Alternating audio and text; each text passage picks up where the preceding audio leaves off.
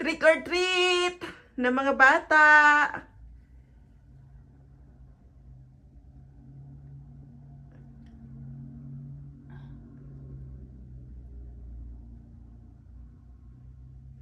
Si Daniel at saka si Ba nag-trick or treat na. Kasama si Ate Uday. Oh, may mga lumikulang. At yung yung dalawa tinatawanan ni Inay. Yung Ate Uday tinatawanan ka ni Inay, oh. Kasama ka. Nangangaroling.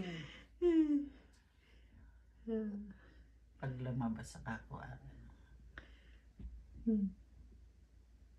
Si Ate Uday nagti-trick or treat. Yo, may bata na rin pumunta, oh. Palay gayon.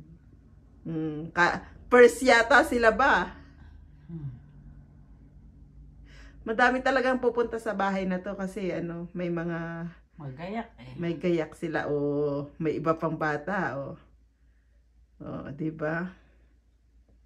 Tagal yata nila bang lumabas. Nilamig na yung dalawa doon, si Ate Donna at saka si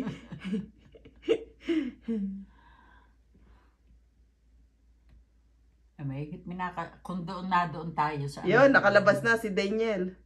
Nakakuha na yata ang dalawa. Nakakuha na ang dalawa. Nakakuha na. Lilipat naman sila doon sa kabila. Aba, mga nakasasakyan pa sila, lilipat naman sila doon. Ayun. Nangangaroling na yung apat. Magkakasama yung apat. Yun.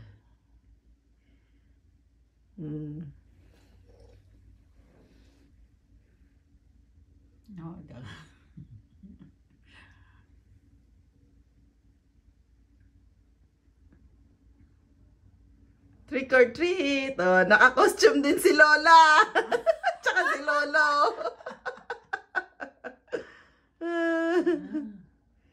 Aba, si Lola naka-costume din eh. Oh.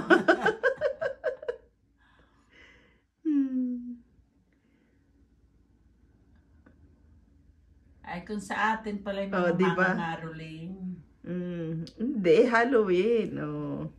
Madami silang ibig sabihin. Yun pa din, tama yung dalawa. Inailabas niyo yung candy dito sa atin. Pag narami, nyo na dito sa may pinto. Oh, ngiting tagumpay! Mga ngiting tagumpay! Sabi ko kay Ate Donna at kay Ate Roda, pwede naman sila mag-trick or treat din at mukha silang mga bata.